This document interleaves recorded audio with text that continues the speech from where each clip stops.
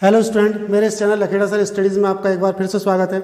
आज हम एक छोटा सा पॉइंट इंटरफेरेंस ऑफ लाइट के अंदर लेकर के आ रहे हैं। कल हम इंटरफेरेंस, पिछले वीडियो में हमने इंटरफेरेंस ऑफ लाइट के बारे में पढ़ा था और हमने इंटरफेरेंस ऑफ लाइट के बारे में ये पढ़ा था कि इंटरफेरेंस होने के लिए जो दो सोर्सेज है या जो दो वेव्स होती हैं उनके बीच में फेज डिफरेंस का कांस्टेंट होना जरूरी है। फेज डिफरेंस अलग अलग दोनों वेव के टकराते समय हो सकते हैं, लेकिन उनका डिफरेंस चेंज नहीं होना चाहिए, फेज डिफरेंस कांस्टेंट होना चाहिए। तो फेज डिफरेंस होने के लिए जो दो सोर्स होते हैं उन दोनों सोर्सेज का कोहेरेंट सोर्स होना जरूरी है। इस शब्द को आप बार बार पढ़ेंगे कि कोहेरेंट सोर्स क्या होते हैं।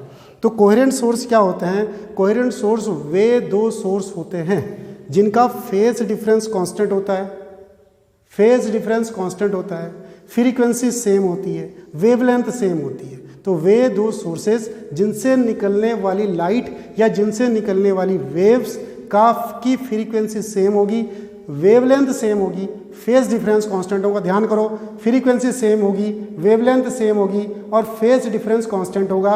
उनको सोर्सेज को हम कोहेरेंट सोर्सेज कहते हैं। तो कोहेरेंट सोर्सेज कैसे बनते हैं? क्या इंटरफेरेंस करते समय हम दो बल्ब जला लें, यहाँ पर एक बल्ब यहाँ एक बल्ब यहाँ से वेव चले, यहाँ से वेव चले और उनके बीच में इंटरफेरेंस हो जाए, तो मैं फिर कह रहा हूँ इंटरफेरेंस की संभावना तो है, लेकिन हमको वहाँ पर कुछ भी पैटर्न या कुछ भी वेव्स दिखाई नहीं देंगी, कुछ भी फ्रिंजेस दिखाई नहीं देंगी, कुछ भी पैटर्न दिखाई नहीं देगा।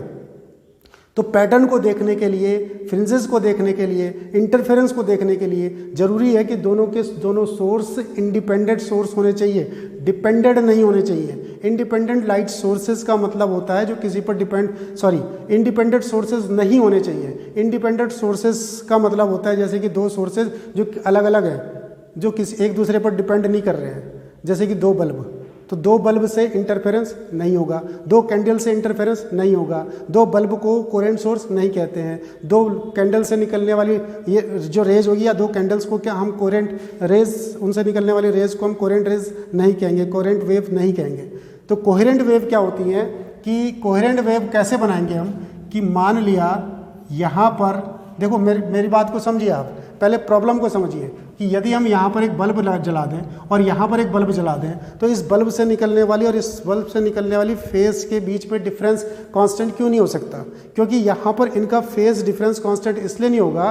तो आप ऐसे भी समझिए कि यहाँ से जो वेव निकलेगी और यहाँ से जो वेव निकलेगी, चलिए दोनों को एक ही जगह से हम सप्लाई दे रहे हैं।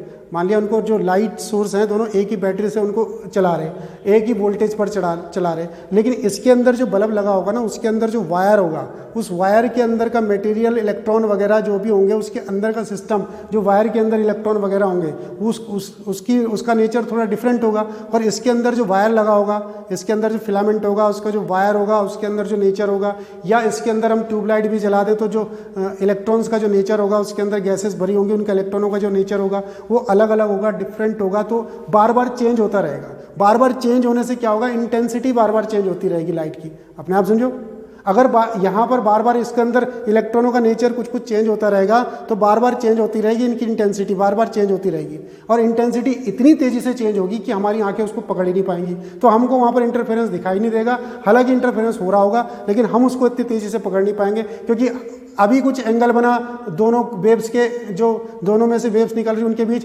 एकदम से अगले सेकंड में या अगले इंस्टेंट में उनके बीच का जो एंगल बना कुछ और बना, जो फेज डिफरेंस है कुछ और बना, फेज डिफरेंस कुछ और वो इतनी तेजी से चेंजेज होते हैं, इतनी रैपिडली वो चेंजेज होते हैं कि हमारी आंखें उसको पकड़ नहीं पाती। तो इसलिए दो इंडिपेंडेंट सोर्सेस से हम कोहेरेंट सोर्स नहीं बना सकते, कोहेरेंट वेव नहीं बना सकते, इंटरफेरेंस नहीं कर सकते। ठीक, पहली बात। अब कोहेरेंट सोर्स कैसे बनाएंगे? तो एक क्या करो, लकड़ी का कोई बॉक्स ले लो या गत्ते का कोई बॉक्स ले लो और गत्ते के बॉक्स के अंदर एक बल्ब जला लो और उसके अंदर दो छोटे छोटे से छिद्र कर दो, ऐसे दो छोटे छोटे होल कर दो। यहाँ पर हमने इस गत्ते का बॉक्स लिया ऐसे करके, तो इस टाइप से कोई गत्ते का बॉक्स लिया और गत्ते के बॉक्स के अंदर ये बल्ब जलाया और इसके अंदर दो छोटे छोटे छेद कर दिए। अब यहाँ से जो रेज निकलेंगी, यहाँ से जो रेज निकलेंगी, वो जो दोनों की दोनों रेज होंगी वो कहलाएंगे हमारे पास कोहेरेंट वेव्स। और ये जो सोर्स कहलाएंगे हमारे पास, ये दोनों सोर्स कहलाएंगे कोहेरेंट सोर्सेस। अगर एक की इंटेंसिटी में चेंजेस होगा तो दूसरी में भी उतना ही चेंज हो जाएगा। आप समझिए, दोनों एक ही बल्ब से निकलने वाली लाइट है, तो इसमें जितने चेंजेस होंगे वो सेम चेंजेस यहाँ होंगे। तो इसमें जितना फेस का चेंज होगा उतना ही फेस का चेंज यहाँ हो जाएगा। तो फेस का जो डिफरेंस होगा एट लास्ट वो कांस्टेंट बना रहेगा। फेस डिफरेंस हमारे पास यहाँ पर कांस्टेंट बनेगा, या यूँ समझो लाइट की इंटेंसिटी यहाँ पर कांस्टेंट बनी रहेगी। एक से लाइट चेंज हुई तो दूसरे भी से भी उतनी चेंज हुई, क्योंकि बल्ब में अगर जो कोई चेंजेज आएंगे तो एक साथ दोनों में एक साथ चेंजेज आएंगे, तो इसलिए यहाँ पर इंटेंसिटी कांस्टेंट बनी रहेगी, इसलिए हमें एक जैसी लाइट वहाँ पर दिखाई देगी, इसलिए हमें ये पैटर्न दिखाई देगा। तो आप कोहेरेंट सोर्स समझ में आए। कोहेरेंट सोर्स वो होते हैं जिसकी फ्रीक्वेंसी सेम होती है, वेवलेंथ सेम होती है और फेज डिफरेंस कांस्टेंट होता है। चलिए इसकी डेफिनेशन पढ़ते हैं। Coherent sources, if two light waves have same frequency, ध्यान करना, same wavelength and constant phase difference, then these kind of wave are known as coherent waves and sources are known as coherent sources.